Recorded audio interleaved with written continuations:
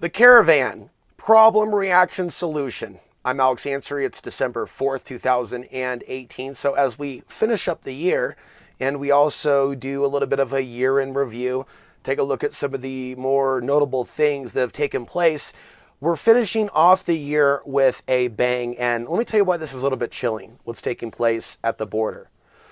Beginning several years ago, I started to talk on this channel about a manufactured event that could include members of the far right, Alex Jones and others, some sort of deception, if you will, to turn two groups against each other. And ultimately, Alex would be leading his listeners over at Jonestown into a trap.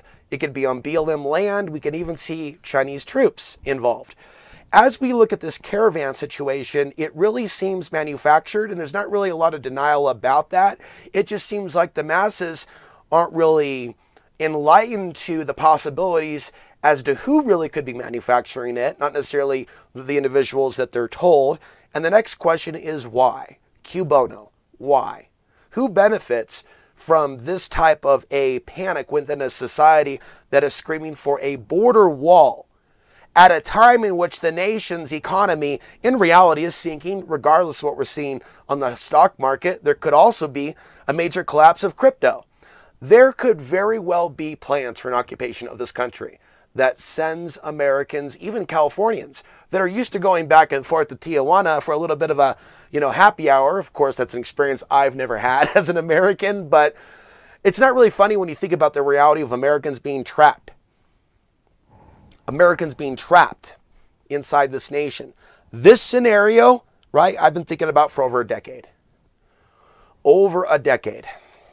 There's also another video where someone was talking about, in Canada, they're talking about the waves of American refugees that they are expecting in the future if things get really crazy. Also, I'm not a big follower of, or a follower really at all, of Edgar Cayce or Billy Meyer. There could be crossover in some of the things that we've foreseen. And some of the individuals that have been on my program, like Leon Nagant, he's given a specific detailed breakdown of his vision, not a dream of something that he wants to see happen. Somebody can call it also a nightmare. Someone else could call it the karmic return in this construct. Coming back to, thought forms coming home to roost. That doesn't mean that those bringing the occupation, i.e. China or Russia, are going to be doing good things. I don't think that they'll be doing good deeds. I think that these are going to be pretty terrifying for people living within this nation, especially women. And I'll be coming back to this. I go a little bit more detailed on a video at outsidethebox.vhx.tv, human trafficking warning of the future. Of course, I'm not predicting specific numbers in specific areas, but just this overall sense that the West Coast will be overtaken by criminal groups working with foreign militaries, and there will be people disappearing. It no longer is going to be a cute little clickbait title, Californians disappearing. It's going to be an issue of people disappearing, and it's not going to be funny. And it's not going to be something that we talk about for laughter, hee hee ha ha, look at the algorithm. It's going to be the real deal.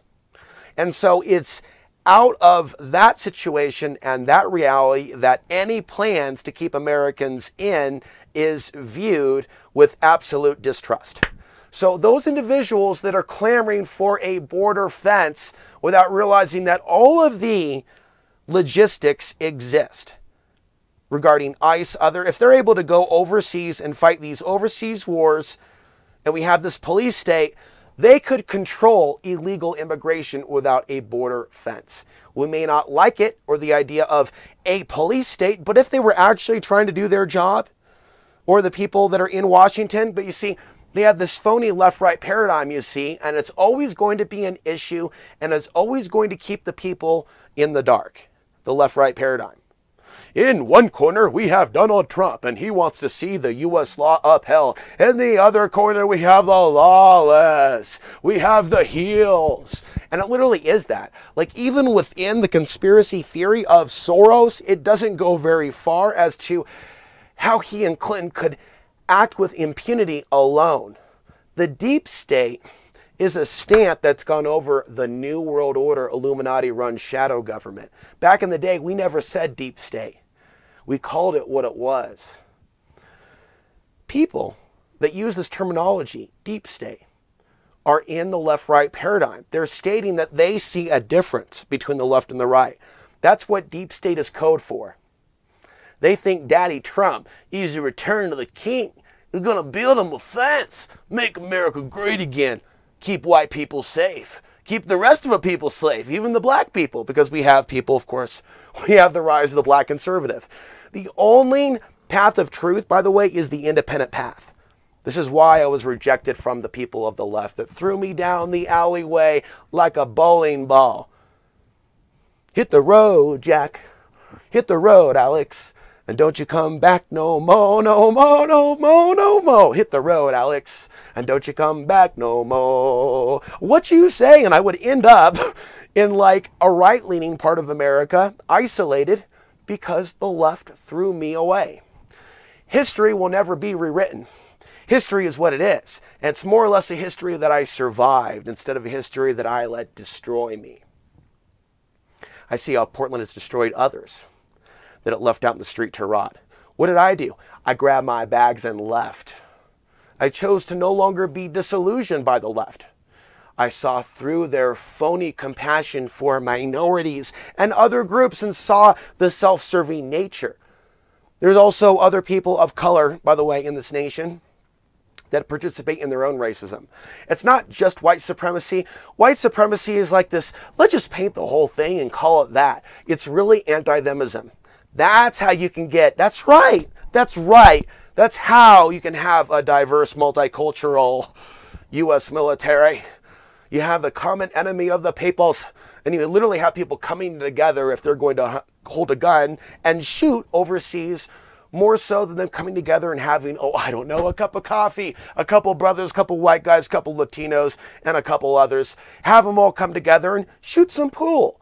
You don't have to come together and talk for the first time when you're coming to shoot some guns. Even my grandfather, the first time he even encountered a black person was during World War II, serving along. Now, that was the 40s. You would have thought that people would have come up a little bit more in the world since then. But no, ultimately, the different peoples, the different tribal peoples, are only really brought together when it's time for anti-themism and Middle Eastern wars.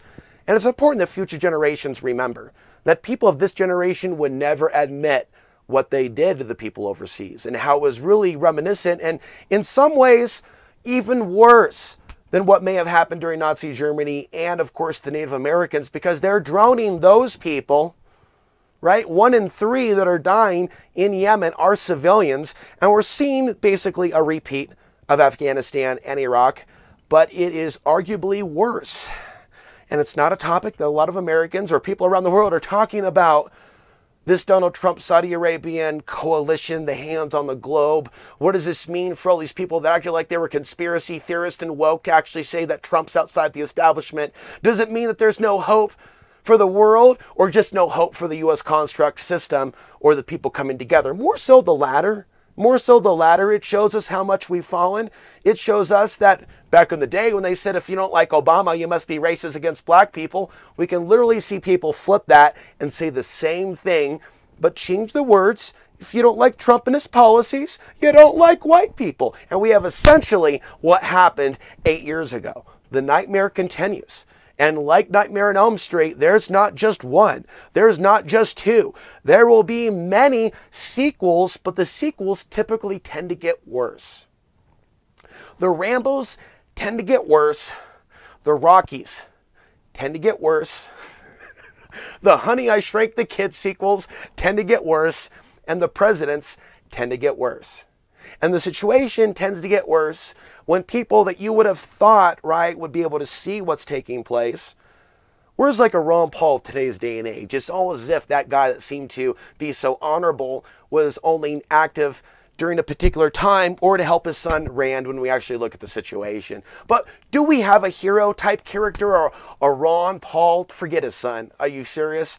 But do we have a character like Ron Paul who's speaking the truth before Congress, who's saying, what if we were invaded by China or Russia? How would we feel? Do we have anything remotely close to that? The answer is no, we don't. Anyone speaking truth today to their common fellow countrymen, it's going to be called a Clinton supporter, going to be called a leftist, immigrant-loving libtard. Anyone that has any compassion whatsoever is going to be verbally targeted.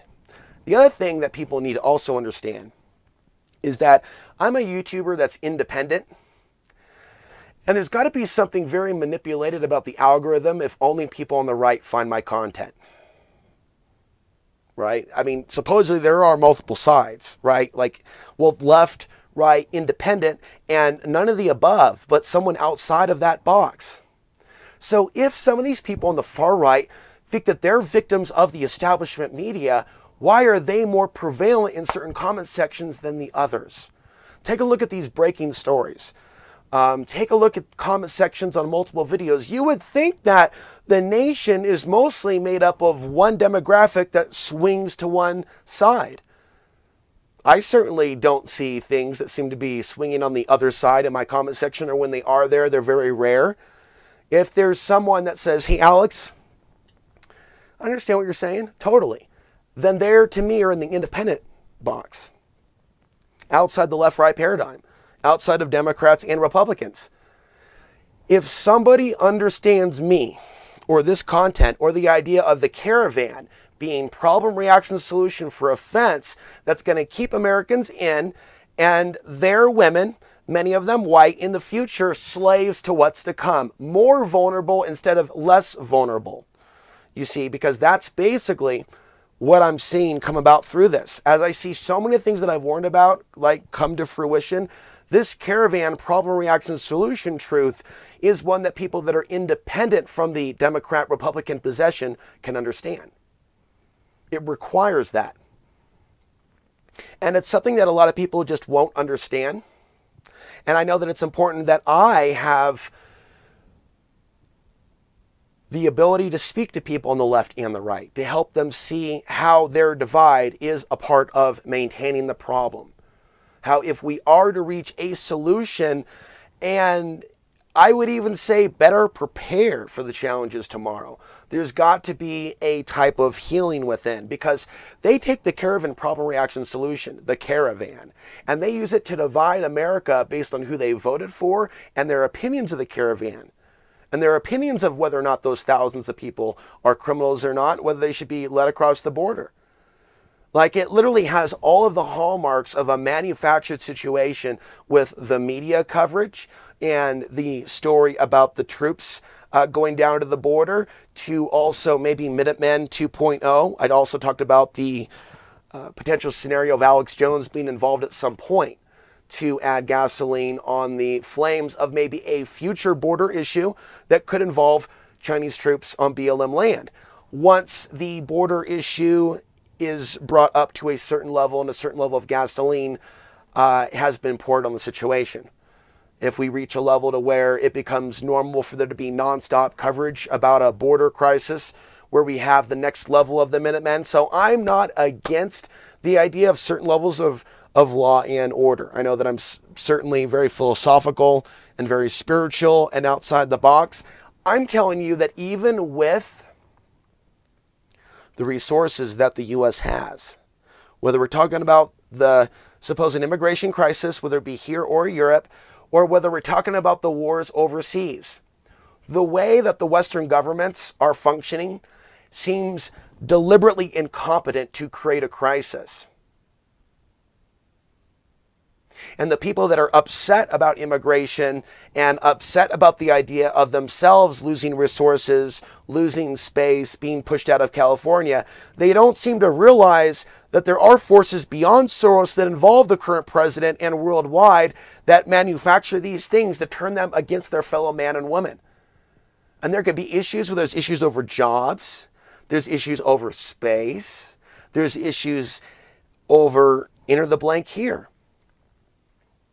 And so because of the artificial scarcity, they can manufacture the movements of people, which is not exactly unnatural, but natural, but make it to be a threatening thing. And they will make it to be a threatening thing as they play on archetypal programming from our ancestry. And there were periods in which our ancestors fought each other in mighty battles. And it seems as if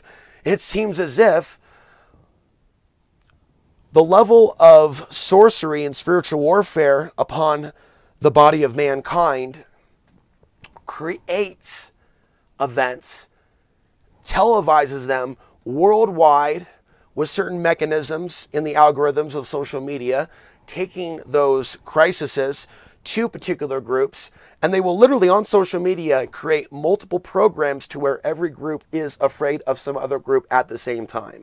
And even though the people of this generation don't seem to have the intuition to realize that they are being targeted on a global level and specific level, so that the pain that they are in is thus fed upon by the negative entities that share the space with us, but also so they will attempt to, through the mind control apparatus and technology, dupe elements of mankind to taking their frustrations out on others that they have been told have wronged them. So in the ultimate problem, reaction, solution, we have physical, real world ways in which we're socially engineered, but on the spirit, they wage a specific type of war regarding the illusions of separation. And again, I understand someone saying, I don't want my home invaded. I want my neighborhood to be safe. All of those concerns are valid. But we also have to take a look at, why is this happening all at once? Why is this happening now? Why have they divided the people at a time where we are most at risk of World War III with China? So I'm going to wrap up my thoughts here. I try to pull back from doing like 1 hour long videos where I just go on and on and on. And I'm going to work on spitting out these brief moments of truth.